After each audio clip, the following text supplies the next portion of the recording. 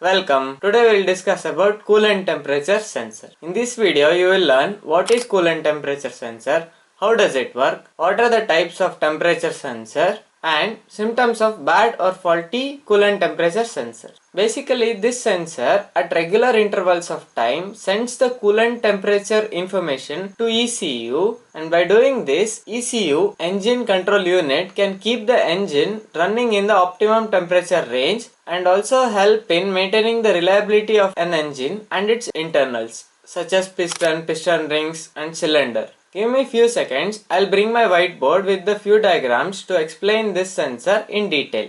One eternity later. Now I have written a small diagram. Let's understand this. Here we have radiator fan in front of radiator. This is coolant reservoir. Here in the engine we have fuel injector, spark plug and also coolant temperature sensor connected. This sensor is connected to ECU and ECU is controlling fuel injector and spark plugs. By this diagram we understood the coolant is flowing from the reservoir to radiator and the engine and back to the reservoir. In this process the coolant is taking the heat or thermal energy from the engine block to radiator, where the radiator will have fins in it and the cold air from the radiator fan will blow over those fins. Thus a heat exchange takes place between air and the coolant, thus reducing the coolant's temperature, and again the colder coolant is circulated in the engine block, thus reducing the engine's temperature. Now let's know the location of the coolant temperature sensor.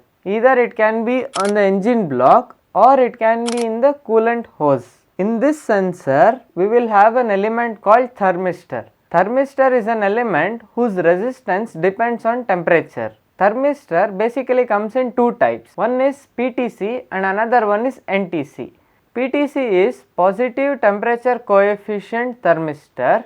That means the resistance of the thermistor and temperature are directly proportional to each other. Here you can observe in this graph, as the temperature is increasing, the resistance of the thermistor also increasing. That is, the relation is proportional to each other.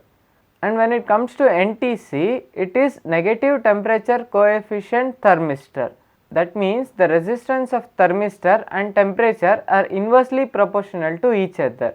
In this graph you can observe, as the temperature increases, the resistance of the thermistor decreases. That means the temperature and the resistance are inversely proportional to each other. In modern cars, negative temperature coefficient thermistors are widely used. Now let's understand this sequence. I am taking NTC as a reference. So as the temperature increases, the resistance decreases, and this sensor is connected to a voltage divider circuit. As the resistance decreases, the voltage also decreases. Here what we can observe is a change in temperature is leading to a change in resistance. Now for ECU to understand this change in temperature and change in resistance, we need to have a relation or a formula between this temperature and resistance, or a table should be given where this temperature and resistance values are mapped out, right? And to get this formula or a table, we need to refer the data sheet provided by the manufacturer of this sensor. For example, I have taken here 10k ohms, 5k ohms and 1k ohm, and correspondingly I have taken 20 degrees, 60 degrees, 100 degrees and so on. So if we see at 20 degrees Celsius we have 100k ohms. That means if we read 10k resistance in a thermistor, we know the temperature is 20 degrees. Similarly, if the resistance is 5k, we know the temperature is 60 degrees and so on. Since we are using voltage divider circuit, we are getting the output in the form of voltage for corresponding resistance. Thus we can conclude, if the output of the sensor is near 0 volts, the engine is very hot, and when the output is near 5 volts, the engine is cold. Now question arises, why do we have to measure the temperature of coolant? One of the reason is to control this radiator fan. We can store few conditions on ECU, such as, let's say the fan should turn on when the coolant temperature reaches 80 degrees and it should switch off when the coolant temperature reaches 60 degrees. That is, when the engine temperature reaches 80 degrees, the fan will switch on, it will blow cold air, thus reducing the coolant temperature, right? and when the coolant temperature reaches a threshold, that is 60 degrees, it will switch off. Thus, we are able to control this fan based on the coolant temperature.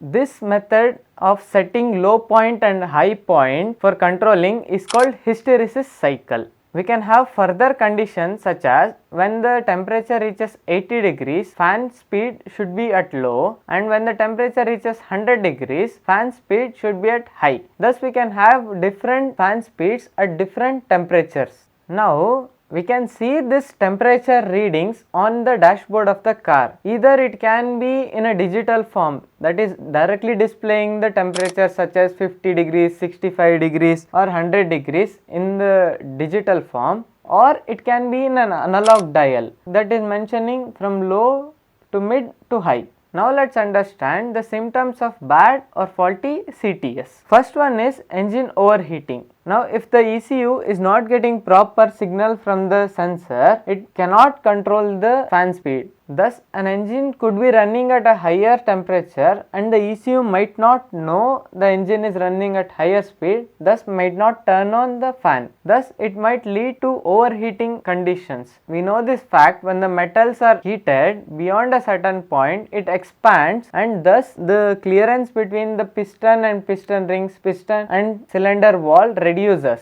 This leads to increase in wear and tear of engine internals. Thus, we will observe reduced performance of an engine. It will also lead to lower fuel efficiency.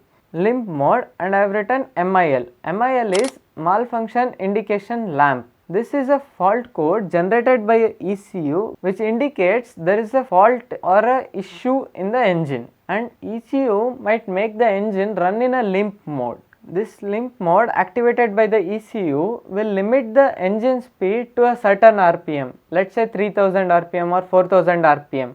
So the engine speed will not exceed this threshold RPM, and thus it will keep the engine running cooler. We can even observe symptoms such as rough idling and erratic acceleration. Now let's understand how to measure the CTS output. First one, we have multimeter. We can use multimeter in the resistance mode and see the variation of resistance at different temperature, or we can use the multimeter in the voltage mode and see the voltage while the engine is not running and while it is idling and while it is at higher temperature. The second one is oscilloscope. By using oscilloscope, we can see graphically how CTS is varying according to temperature in a given period of time. Third one is OBD2 scanner. By connecting this to the car, we can read the real-time output of the CTS. Either it can be in the temperature or voltage form. Fourth one is dashboard information. As I told earlier, in the dashboard, we can get this information either in digital format or analog format. I hope you understood my explanation on CTS sensor. If you found this video to be informative or you learned something, please do like, subscribe to this channel for future videos. I'll see you in the next video. Bye bye.